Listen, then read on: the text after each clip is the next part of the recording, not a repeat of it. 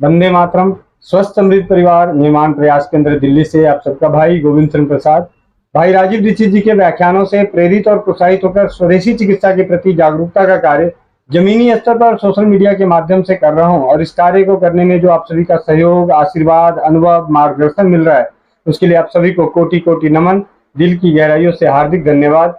और आज 13 सितंबर 2023 हमारे पास भाई हैं मुकेश जी, जो पास में ही रहते हैं और बहुत ही अच्छे हैं, और आज मुलाकात के लिए आए। तो आज जानते हैं कि स्वस्थ समृद्ध परिवार, इन्होंने एक शब्द का इस्तेमाल किया कि भैया मत आना कोई स्वस्थ समृद्ध परिवार केंद्र पे। तो मैंने कहा कि वो सच्चाई आप भी जान लें कि क्यों नहीं आना है यहाँ पे। तो मैं आपसे चाहूँगा कि आप अपना अनुभव शेयर करें, जो अनुभव रहा कि क्यों नहीं आना है यहाँ।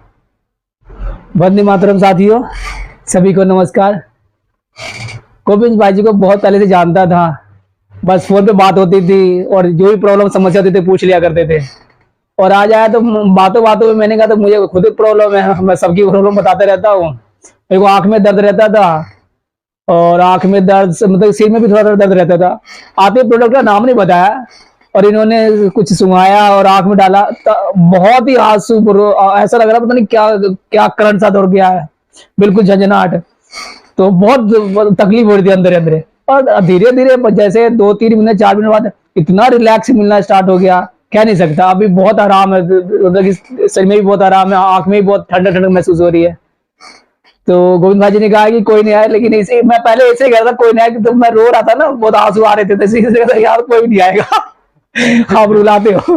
ये मजाक मजाक की बात थी, लेकिन मैं चाहूंगा कि आप लोग जरूर आए, क्योंकि वो चीज यहाँ पे गोविंद भाई जी कर रहे हैं, जो ऋषि मुनि, जो भगवान ने दिया है, वो चीज पता चलती है। क्या चीज, मुझे प्रोडक्ट का नाम भी नहीं पता इन्होंने क्या इस्तेमाल किया है। अभी मैं बताऊंगा सारी चीजें। तो बहुत बढ़िया। तो मैं बताना चाहूंगा कि सबसे पहले जो मुकेश भाई आते हैं, कोई भी हमारे सेंटर पे आते हैं, तो प्रयास होता है कि हम उनको सबसे पहले वेलकम ड्रिंक दें। तो हमारा जो वेलकम ड्रिंक है, चाय कॉफी ये तो है ही नहीं, और हम ज्यादा जूस वगैरह अफोर्ड कर नहीं सकते भाई, सिंपल सी चीज है। तो वेलकम ड्रिंक के लिए हम क्या करते हैं कि एक कप गर्म पानी लेते हैं। ये हमारा जो है रसोई घर ब्रह्मांड की प्रथम औषधालय जागरूकता अभियान, इस मग में ऐसे 2 मग है, तो उसमें गर्म पानी डालते हैं, 1 बूंद अमृत धारा की डालते हैं, अमृत धारा की 1 बूंद डालते हैं, और खांड जो है, खांड, देसी खांड स्वाद के अनुसार 1-2, मतलब जितना है अपना 1 चम्मच 2 चम्मच, जिसको जैसा मीठा पसंद होता है। तो ये हमारा वेलकम ड्रिंक है। और इस वेलकम ड्रिंक की सबसे बड़ी खासियत यह है कि ये अजवाइन शहद, पुदीना शहद और भीमसेनी कपूर से बनने वाला अमृत धारा से है। तो ये हमारे गैस को, एसिडिटी को दूर करता है। सबसे बड़ी बात है, जब गर्म पानी में उसको डला होता है 1 बूंद, और वो मुंह नाक के पास जाता है, तो कैसा लगता है? बहुत ज्यादा झंझाट महसूस होता है। ऐसा लगता है जो हम स्टीम लेते हैं, भाप लेते हैं, तो भाप की जरूरत नहीं पड़ती, तो पूरा अच्छा लगता है, तरोताजा लगता है। ये वेलकम ड्रिंक है। उसके बाद जैसा कि भाई जी ने कहा, तो मैंने इनको एक तो नासिका धृत, जो पंचगव्य नासिका धृत, ये पंचगव्य नासिका धृत है। इसकी पहले यहीं पे गर्म पानी किया थोड़ा सा, और गर्म पानी के बीच में इसको रखा, तो ये पिघल गया। और नीचे जो आप काला काला देख रहे हैं, ये गौमूत्र और गोबर के रस को डाल के बनाया गया है, इसलिए उसके अंश भी हैं। तो इसे गर्म पानी में जम जाता है, तो गर्म पानी के बीच में रखते हैं, गर्म करते हैं। तो इसकी 2-4-5 बूंद इनके दोनों नाक में डाला। ये नाक में डालने की बहुत ही उत्तम औषधि है। इससे जैसे राजीव भाई कहते हैं कि बहुत सारी समस्याएं दूर हो सकती है, माइग्रेन दूर हो सकता है, अनिद्रा की समस्या दूर हो सकती है, लकवा की समस्या दूर हो सकती है, मस्तिष्क से सभी रोग, गले में जो खराश होती है, नजला जुकाम होता है, कान में दिक्कत होती है, कानों के रोग भी दूर होते हैं। यूँ कह लें कि मस्तिष्क के सारे रोग, फेफड़े से ऊपर के सभी रोगों में देसी गाय का घी अगर उपलब्ध है तो उपलब्ध, वो डालें, नहीं तो पंचगव्य नासिका धृत खुद ही बना लें। खुद भी बनाना बहुत आसान है। आप देसी गाय का घी लें, और देसी गाय का घी, उसमें गोबर का रस डालें। उसको गोबर का रस डाल के उसको धूप में इतने दिन रखें तो गोबर का रस उड़ जाए, मतलब जितना आपका घी रहे उतना ही रहे। उसके बाद आप उसमें दही डाल दें, दही को भी मथ के थोड़ा सा डाल दें, और उसको भी थोड़े दिन रखें कि इस तरीके से कि वो दही का अंश भी उसमें से उड़ जाए।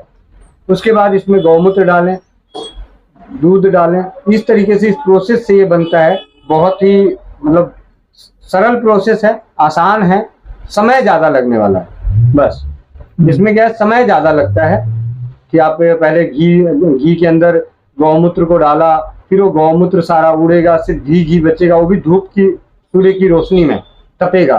तो इस तरीके से पंचगव्य नासिका दृष्ट बाकी अलग अलग लोगों की विधि विधान के हिसाब से बनाते हैं, कोई दिक्कत नहीं, जो जैसा बनाता है। कुछ नहीं मिल रहा है तो देसी गाय का घी हल्का गुनगुना करके, पुराना घी बहुत उत्तम होता है। तो आप में से सभी भाई बहनों से विनती है कि अगर आपके पास देसी गाय का घी है तो उसमें से कुछ घी, चाहे 10 ml, 50 ml, 20 ml, 25 ml, आप उसे किसी कांच के बर्तन में डाल के, ये तो हम प्लास्टिक का है क्योंकि ट्रांसपोर्टेशन की वजह से हो जाता है, तो कांच के बोतल में आप इसे डाल के रख दें अपने घर में और भूल जाएं। भाई हो सकता है आपके पोते परपोते को मिले, बेटे को मिले, बहुओं को मिले, तो उनके लिए अमृत होगा। और उसके साथ साथ वो पर्चा भी लिख दें कि देसी गाय के घी दोनों नाक में डालने से क्या क्या रोग दूर होते हैं। किसी बच्चे की पसली बहुत चलती हो, घरघराहट होती है, निमोनिया कहते हैं, तो उसमें क्या होता है, घी, पुराना घी मिल जाए तो उसको सिर्फ गर्म करके मालिश करने से वो समस्या दूर हो जाती है। घी में नमक मिला के मालिश करने से समस्या दूर होती है। तो पुराना घी का बहुत ही महत्व है औषधीय गुणों में, और स्वास्थ्यवर्धक में ताजे घी का महत्व है। अगर आपको शक्ति चाहिए, ताकत चाहिए, मतलब तो उसके लिए ताजा घी खाना चाहिए। और औषधीय प्रयोग के लिए अगर आपको नाक में डालना है, मालिश करनी है, उसके लिए पुराना घी चाहिए। तो इस तरीके से एक तो ये, दूसरा जो मैंने बताया था कि वेलकम ड्रिंक में अमृत धारा, तो अमृत धारा आप कभी भी जाके देख सकते हैं। इसके मैं डिटेल भी इसी लिंक में डाल दूंगा कि कैसे बनता है और क्या क्या फायदे हैं। सर दर्द में है, खुजली में है, चोट लग गया उसमें है, उल्टी हो रहा है तो उसमें है, दस्त हो रहा है उसमें है, किसी भी तरह का कीड़े मकोड़े काट लिया वहाँ पे भी इसका अच्छा काम होता है। बहुत गर्मी लग रही है, पसीना बहुत आता है, तो पानी में डाल के नहा सकते हैं। तो अलग अलग फायदे हैं कब्जियत की, हैजा में, मलेरिया में, बुखार में, इन सब में बहुत अच्छा काम करता है अमृत धारा। तो इसके उपयोग की विधि बता देंगे। फिर इन्हें मैं भाई जी को सुनाया मैजिक ऑयल।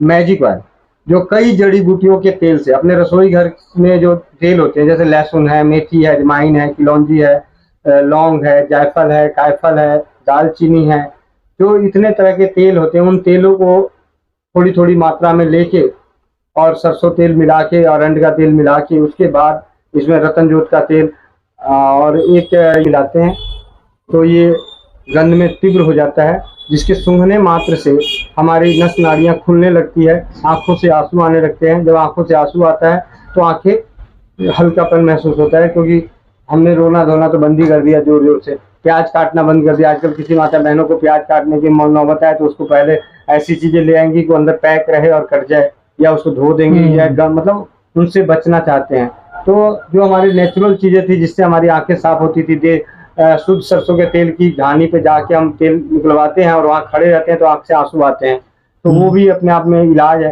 तो उसी तर्ज पे सरसों तेल की गंध बाजार में उपलब्ध थी, तो उसकी एक मात्रा इसमें डाल के उसको मिलाया, जिससे ये मैजिक ऑयल तैयार हुआ। और ये मैजिक ऑयल के भी अनेकों फायदे हैं। किसी को नशे में है उसको सुंघा दो तो उसका नशा उतर जाता है, खुजली हो रही है तो खुजली में लगा सकते हैं, दांत में दर्द हो रहा है तो एक दांत में दर्द में लगा सकते हैं, चोट लग गई है उस पर लगा सकते हैं, मतलब कई जगहों पे काम कर सकते हैं। तो कई ऐसे ऐसे अनकहे रिजल्ट भी मिल गए हैं जिसकी हमें उम्मीद नहीं थी कि ऐसा भी होता है। एक दीदी है, उनके कान में भारीपन सुनाई दे रहा था, कम सुनाई दे रहा था बॉम्बे में, तो उन्होंने मैजिक ऑयल सूंघा तो उनका जो कान में भारीपन महसूस हो रहा था वो खत्म हो गया, और उनको जो कम सुनाई देता था सुनाई देने लग गया। तो ये किसी रोग की दवा नहीं है, ये किसी रोग की दवा नहीं है, राहत पहुंचाती है। किसी को कि कोई रोग, अब एक विजेंद्र जी हैं, उनको 20 साल से सर्दी की बड़ी दिक्कत थी, बहुत ज़्यादा छींकें आती थी, एसी में बैठ नहीं सकते थे, और नौकरी ऐसी है कि उनकी नौकरी में सेंट्रलाइज एसी में रहना है, तो उन्होंने मैजिक ऑयल को सूंघ के अब वो आराम से अपने ऑफिस में रह लेते हैं। तो इस तरीके के फायदे हैं। कई बार हमारे नसें चढ़ जाती है, झटका लग जाता है, गर्दन सीधी नहीं होती, तो उसमें सूंघने से रिजल्ट आए हैं कि सूंघने से उनकी नसें खुल गई और वो जो गर्दन का अकड़ापन था वो दूर हो गया। तो ऐसे अमृत धारा का भी इस्तेमाल हो सकता है और मैजिक ऑयल का भी इस्तेमाल हो सकता है। अगर ये दोनों आपके पास है ना, जैसे सिंपल सी चीज़ है, मैजिक ऑयल और अमृत धारा दोनों है, तो अंदरूनी के लिए भी काम आ जाता है और बाहरी के लिए भी। ये बाहरी रूप से काम आता है। अंदरूनी में सिर्फ दांत के दर्द में एक बूंद रुई में लगा के उस जगह लगा दें, और बाहर से, क्योंकि इसमें लौंग का तेल है, दालचीनी का तेल है, तो कहीं ना कहीं हमारा दांत के दर्द में काम आता है। इसमें बापची का तेल मिलाया गया है ताकि चर्म रोग को ठीक करे, चार मोगरा का तेल मिलाया हुआ है, करंज का तेल मिलाया है, नीम का तेल मिलाया है, तो कई सारे तेलों को मिला के ये बनाया गया है। तो ये चीजें हैं। तो नासिका घृत, बस यही 4 चीजें जो जनरल हर घर में होनी चाहिए। देसी गाय का घी का नासिका घृत होनी चाहिए, अमृत धारा होनी चाहिए, मैजिक ऑयल होना चाहिए, और एक जो आंखों में डालने वाला जो तेल था, ये इस तेल का नाम हमने रखा है ज्ञान इंद्रिय रक्षक तेल। ज्ञान इंद्रिय रक्षक तेल। और ये तेल मेरा बनाया हुआ नहीं है, ईमानदारी से मैं झूठ नहीं बोलूंगा।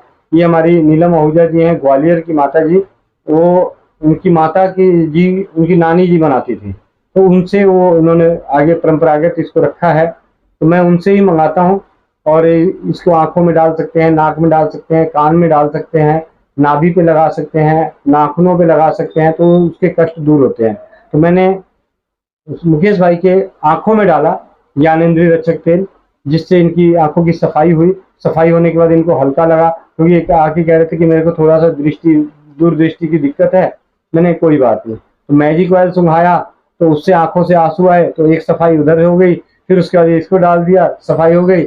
और नाक में देसी गाय का घी डाल दिया, डालने को ये भी डाल सकते हैं नाक में, तो देसी नासिका घृत था तो मैंने नासिका घृत डाला कि आप नासिका घृत डालिए, तो उससे आपको पता चलेगा। तो गले तक गया, तो गले में जो खराश टाइप का था वो उसमें भी आराम मिला। तो ये है स्वस्थ समृद्ध परिवार निर्माण प्रयास का एक ही उद्देश्य है, मात्र एक उद्देश्य है कि हमें रसोई घर जो है, हमारी ब्रह्मांड की प्रथम औषधालय रसोई घर, उसके प्रति हम जागरूक हों।